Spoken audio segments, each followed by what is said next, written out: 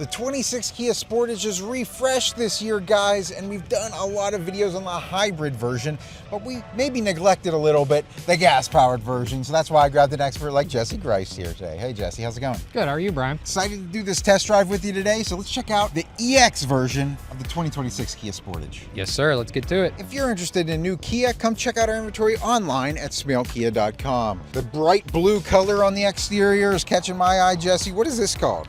That is Nebula Blue, Brian. And it contrasts well with the black accents. You have that glossy black on the grille, LED headlights, and those refreshed running lights there on the side, right? That's correct. With the grille and the LED headlights and the Nebula Blue, the car really pops. Coming around the side, I'm noticing these blacked out wheels with chrome cuts sticking out with the Kia logo there in the center. What size wheels are these? Those are the 18-inch alloy wheels, Brian. It looks like we have keyless entry in this vehicle, and because we have the car running right now, it's not going to work, but easy enough whenever you have the key fob in your pocket. Touching the button here is going to lock and unlock the vehicle, right? Correct. So nice to have that. You also have some optional equipment on here too, right? Like this turn signal indicator. We do, yes. So that'll flash every time you put on your turn signal.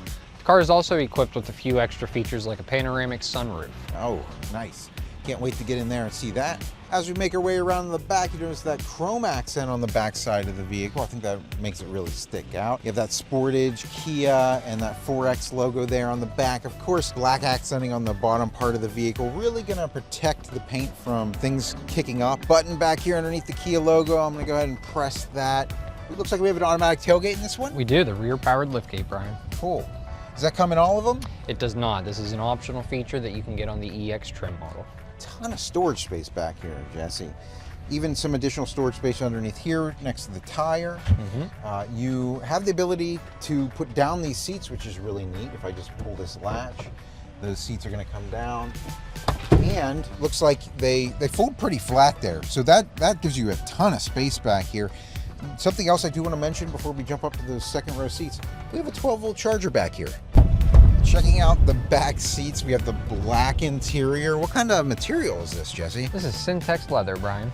And these seats are actually pretty comfortable back here, but something that I really like about them, you can recline, right? So the 60 and the 40 here will recline like this. This gives me a lot more comfort and space back here in these back seats. Something else I do want to point out, I'm gonna go ahead and bring this up so that we can look at the armrest. We have two cup holders in this armrest. We have some ventilation back here. Some other main things, we have some storage, but also here's the USB-Cs on here, right? On the back of these seats. What else is going on with these seats?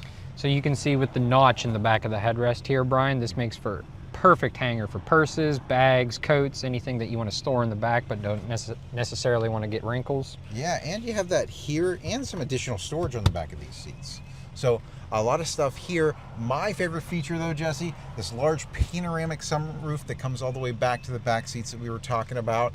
And it gives me a lot of vertical visibility, especially if I want to recline. Let's jump up front and get this thing on the road. Jesse, sitting in the front seats of the Sportage, it looks very similar to the hybrid, right? There's not much difference between the gas-powered and the hybrid as far as looks go. We have this Kia display here, which has all of our buttons for our AC controls. And we've seen this before. Whenever you switch this, it switches to your infotainment screen controls, right?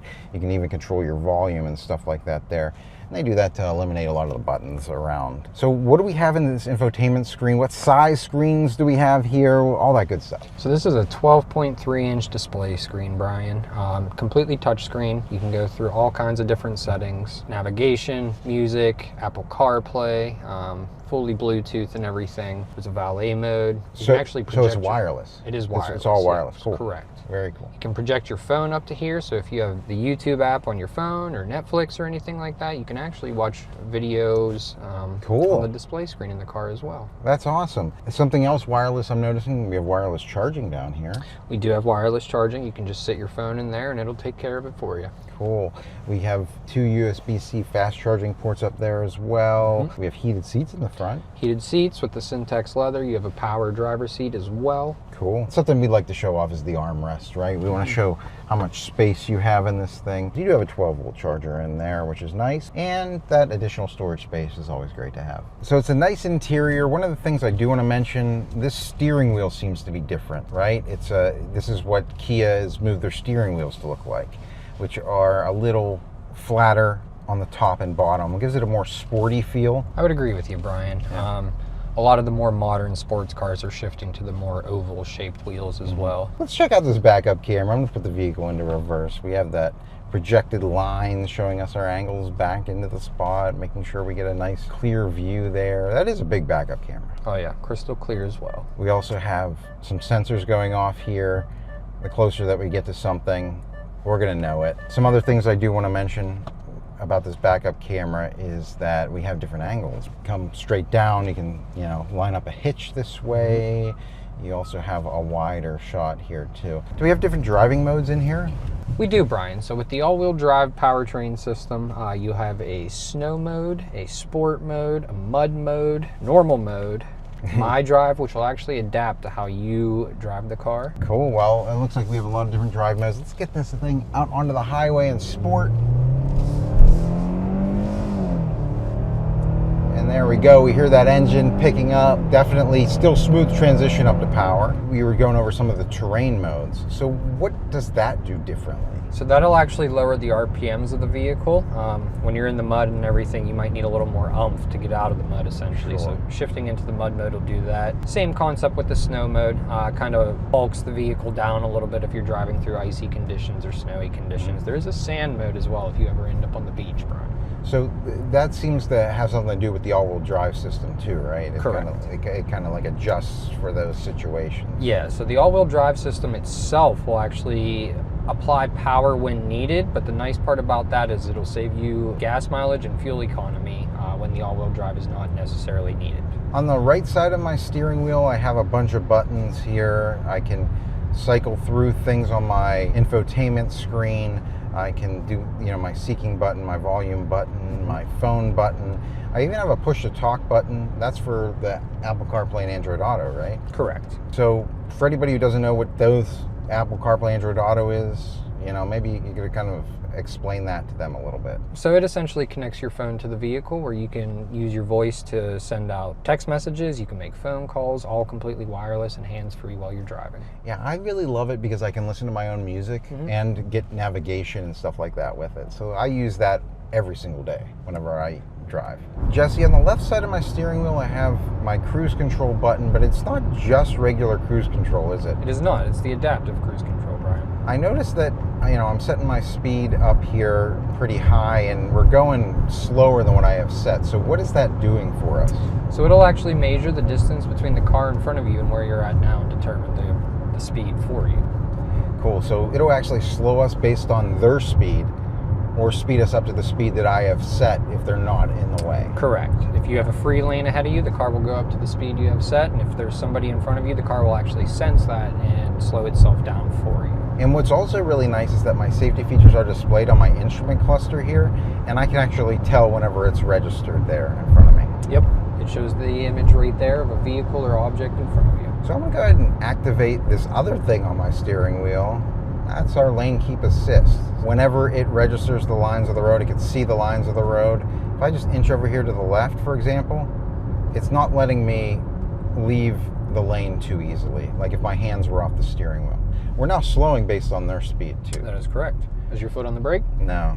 Yeah. It's just over it, just to make sure. Adaptive cruise control. Yeah, I love it. So we have this vehicle slowing us based on the car in front of us. We have it keeping us within the lines of the road. It's almost self-driving, but it's not really meant for that, right? It is not. I would definitely keep both hands on the wheel at all times. It is not a self-driving car. It'll just make slight corrections to keep you all the more safer. Jesse, I'm also noticing that whenever a car enters my blind spot, my mirror's lighting up. And whenever that happens, if I turn on my turn signal, that's now beeping at me and flashing at me, and it's also vibrating my steering wheel. I was going to say, you should be feeling your steering wheel vibrating or pulsating at you if you are not able to turn. So Kia offers a 10-year, 100,000-mile powertrain warranty, a 5-year, 60,000-mile bumper-to-bumper warranty, and then a 3-year, 36,000-mile electronics warranty. It's one of the best warranties on the market. Quick U-turn, right around, and right up the speed. Jesse, this being the fully gas-powered Sportage, what is the engine in here? What is the fuel economy like and all that stuff? The Sportage offers a 2.5-liter 4-cylinder gas engine, making around 187 horsepower, 178 pounds of torque, and 2,500 pounds of towing capacity. If we wanted better fuel efficiency, we'd obviously go up to the hybrid version. So what kind of fuel efficiency difference do you have there? As far as fuel economy and gas mileage goes, Brian, this is making 26 miles combined, whereas the hybrid version makes 35 miles combined. So if you are interested in fuel economy, definitely check out the hybrid. We have a video out on that. So the EX version of the Sportage still has a lot of really cool technology features in it, Jesse.